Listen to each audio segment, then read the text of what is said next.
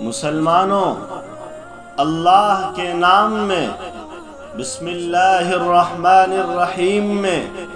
بے شمار برکتیں ہیں اور مختلف موقعوں پر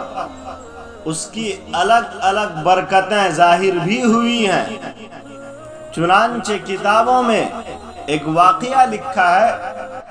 کہ ابو مسلم خولانی رحمت اللہ علیہ سے ان کی ایک باندی دشمنی رکھتی تھی اور کھانے پینے کی چیزوں میں زہر ملا دیتی، اور ابو مسلم خولانی رحمت اللہ علیہ اسے کھاتے مگر ان پر اس کا کوئی اثر نہیں ہوتا۔ اس طرح سے ایک لمبا زمانہ گزر گیا کہ حضرت ابو مسلم خولانی اس کھانے کو کھاتے جس میں وہ باندی زہر ملایا کرتی تھی، لیکن ان پر زہر کا کوئی اثر نہیں ہوتا۔ یہ منظر دیکھ کر بالآخر اس باندی نے خود کہا کہ اے ابو مسلم خولانی، آخر کیا بات ہے کہ میں ایک لمبے زمانے سے آپ کو زہر ملا کر کھانا کھلایا کرتی ہوں، لیکن آپ پر اور اس زہر کا کوئی اثر ظاہر نہیں ہوتا ہے اور زہر کی تاثیر میں نہیں دیکھ رہی ہوں۔ تو ابو مسلم خولانی رحمت اللہ علیہ نے تو پہلے یہ پوچھا کہ آخر بتاؤ کہ تم مجھے زہر ملا ہوا کھانا کیوں کھلاتی ہو؟ تو انہوں نے جواب دیا کہ آپ بوڑھے، ضعیف اور ناتواں ہو چکے ہیں،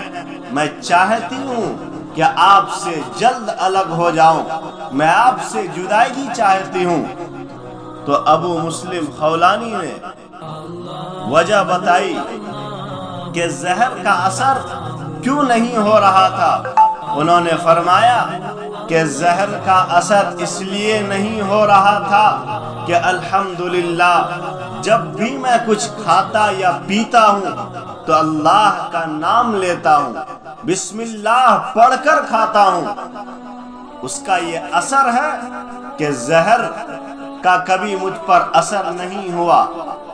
اس لیے مسلمانوں، آپ بھی جب کچھ کھائیں یا پئیں تو اس سے پہلے اللہ کا نام لینے کا اہتمام کریں، بسم اللہ پڑھنے کا معمول بنائیں۔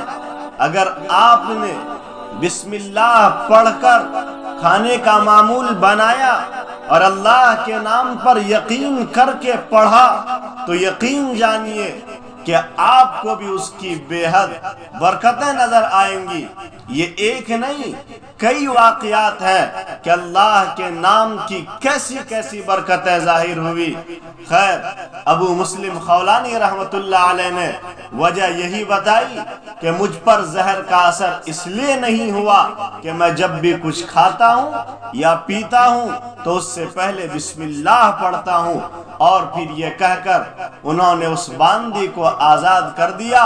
اور کہا کہ جاؤ، اب تم جس سے چاہو اپنا نکاح کر سکتی ہو، میں نے تمہیں آزاد کر دیا۔